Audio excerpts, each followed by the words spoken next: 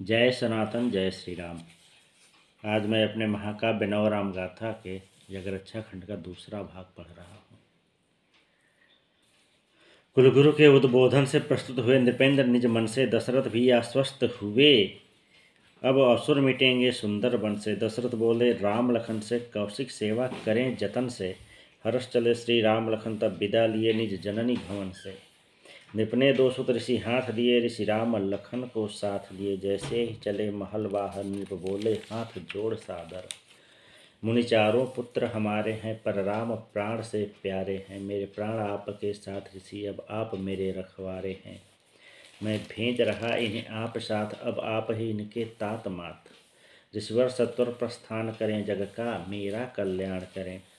चले हैं कौशिक अति हर्षाकर जैसे रंक अक्षय निधि पाकर। साथ चल रहे दोनों भ्राता कांधे धनुष बाण ले हाथा। पुरुष सिंह दो वीर चले हैं असुर दलन रघुवीर चले हैं। जिस पथ से भी प्रभु जाते हैं नगर ग्राम सब हर्षाते हैं। सरसर चले समीर निराली तनमन को सुख देने वाली। शीतल मंद सुगंध है छाई वातावरण हुआ सुखदाई। ऋषिवर मन में सोच रहे हैं नेत्र कोर निज पोंछ रहे हैं। नारायण की नरवत लीला अति आदर्श परम प्रियशीला। जगहित कारण तात तजे हैं धर्म हेतु सुख मात तजे हैं। निज अनुजों का साथ तजे हैं अवध आज रघुनाथ तजे हैं। प्रभु स्पर्शन पाकर धरती हरितमयी भई ऊसर परती। बन भी मन से झूम रहे हैं आज प्रभु बन घूम रहे हैं। चिड़ियों की चहचह से गुंजित कोयल की कू से कुंजित। कहीं पपीहा बोल रहे हैं कहीं मोर पर खोल रहे हैं। वन में नाना फूल खिले हैं उपवन के अनुकूल खिले हैं। प्रभु के कारण वन हुआ उपवन ज्येष्ठ हुआ प्रभु कारण श्रावण। बक्सर के तो भाग्य जग गए रामचरण उसे आज लग गए। ऋषि बोले सुन लो श्री राम अब प्रारंभ हुआ तव काम। जिस वन में हम किए प्रवेश यह है सुंद असुर का देश। अब ताड़का यहाँ रहती है जो नरगंध नहीं सहती है। सावधान हो जाओ वीरों तुम अवधेश की आन हो धीरों। वार अचानक हो सकता है सतर्कता में ही सुरक्षा है। सूर्य अस्त जो हुआ गगन में तांडव मचेगा गहवर वन में। हमें क्षिप्र गति चलना होगा वन से शीघ्र निकलना होगा। तिजन चले जा रहे थे वन में हुए सशंकित अपने मन में। कोलाहल था हर क्षण क्षण में तभी ताड़का प्रकटी वन में। ताड़का ने अट्टहास किया हर कोलाहल का नाश किया। वन शांत हो गया एक क्षण में भय व्याप्त हो गया कण कण में। ताड़का ने देखा राजपुत्र वह जिस पर हुई अत्यंत क्रुद्ध। ये कल के जन्मे बालक हैं किस भांति करेंगे मुझसे युद्ध। मैं दंड तुम्हें बतलाऊंगी सर्वप्रथम तुम्हें मैं खाऊंगी। कर लूंगी दोनों को बंदी फिर हे भर इन्हें सताऊंगी। इन दोनों को कपा कपा कर इन दोनों को सता सता कर। क्रोध अग्नि में तपा तपा कर फिर खाऊंगी चबा चबा कर। ऋषिये तेरे साथ चले हैं साथ ही यमपुर भी जाएंगे। वहां पहुंचकर मेरे भय को रो रो यम को सुनाएंगे। यम भी सुनकर डर जाएगा मेरे भय से मर जाएगा। अब सोचो ऋषि फिर क्या होगा भय प्रलय काल बन जाएगा। ऋषि बोले सुन तू ओ दुष्टा मत गाल बजा हो संतुष्टा। ये जो बालक आज खड़े हैं ये प्रत्यक्ष यमराज खड़े हैं। यह आज जो सूरज अस्त हो रहा तेरे जीवन का सूरज है। क्षण भर ही शेष तेरा जीवन अब टूट रहा मेरा धीरज है। ऋषि बोले राम हो सावधान दुष्टा पर करो तीर संधान।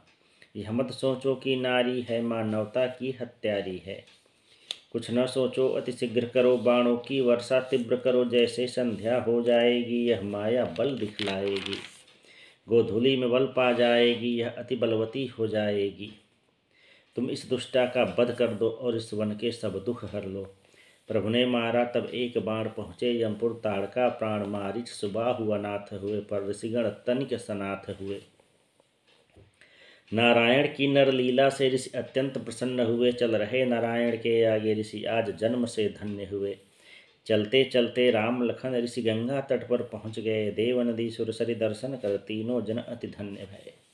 ऋषि बोले हे श्री राम यह देव नदी तव कुल से है। इस सरिका स्वर्ग अवरोहण भागीरथ का तपबल है।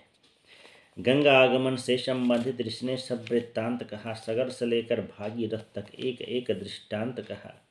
गंगा तट पर ही मुनिवर ने प्रभु को विद्या दान किया। तब्बल से पोषित शस्त्रों को राम लखन को प्रदान किया। बला अति बला दो विद्याएं, आदि व्याधि संताप हटाएं। थकित न होवे कभी व्यक्ति, हर एक युद्ध में विजय दिलाएं। क्षुधा तृषा पर विजय प्राप्ति का एक एक साबर मंत्र दिया। असुर शक्ति के मूल नाश का अतिशय घातक यंत्र दिया। राम लखन के कोमल तन को अतुलित शक्ति प्रदान किया। निज नव संस्कृत की रक्षा में अति अमूल्य अवदान दिया।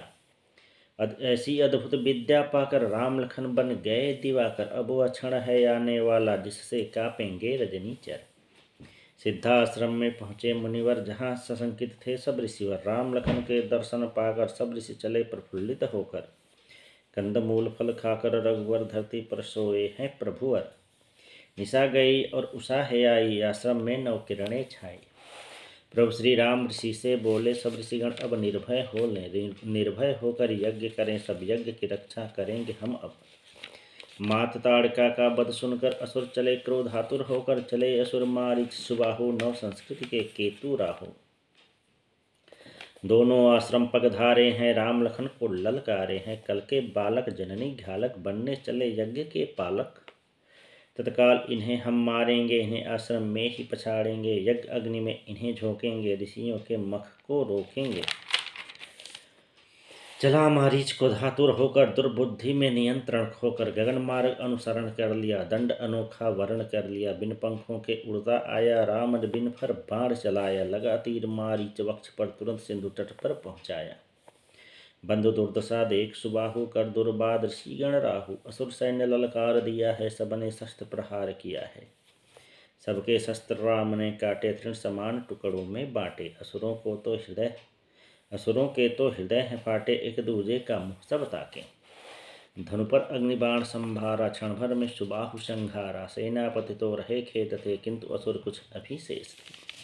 जो भी निश्चर बचे शेष थे, लखनलाल के सर विशेष थे। एक एक रजनीचर मारा, कदली भांति उन्हें संहारा। शेष असुर जो बचे थे वन में, थर थर काँप रहे थे मन में। ऋषियों को भय देने वाले आज भयातुर थे जीवन में। जीवों को भय देने वाले जीवन में जब भय पाते हैं, जीवों को भय देने वाले जीवन में जब भय पाते हैं, निज जीवन की रक्षा में वे कातर स्वर से चिल्लाते हैं। यही दशा अब असुरों की थी, उनका जीवन संकट में था। ऋषियों के दुखदायक धनुजों का जीवन अब दुखमय ही था। जैसे जीवन में दुख छाया, भूल गए सब राक्षसी माया। निज प्राणों की रक्षा हेतु असुरों को था पलायन भाया। सुंदर वन में राम लखन थे, सभी असुर भागे इस वन से। दुर्बल जन को सताने वाले हुए पलायित बल दर्शन से। जैसे सूरज के आने से दूर भागता है अंधियारा, उसी भांति से राम लखन ने चुन चुन कर असुरों को मारा। सुंदर वन में शांति थी छाई, नवल संस्कृति क्रांति थी लाई। इस क्रांति के दो नायक थे, नव संस्कृति के परिचायक थे। प्रभु ने कार्य महान किया, सबको अभय प्रदान किया। अब सब विचरे निर्भय होकर, मन के समस्त संशय खोकर। सिद्धाश्रम में बहुत दिनों तक रघुनायक ने वास किया। ऋषि समाज के दुख हरने का संभव सभी प्रयास किया। ऋषियों ने भी बहुत कथाएं प्रभु को सुनाना आरंभ किया। प्रभु ने उनमें से सद्गुण को अपनाना भी आरंभ किया। सिद्धाश्रम में राम लखन ने कई कथानक सुन डाला था। इन्हीं कथाओं के माध्यम से निज आदर्श को चुन डाला था। जय श्री राम।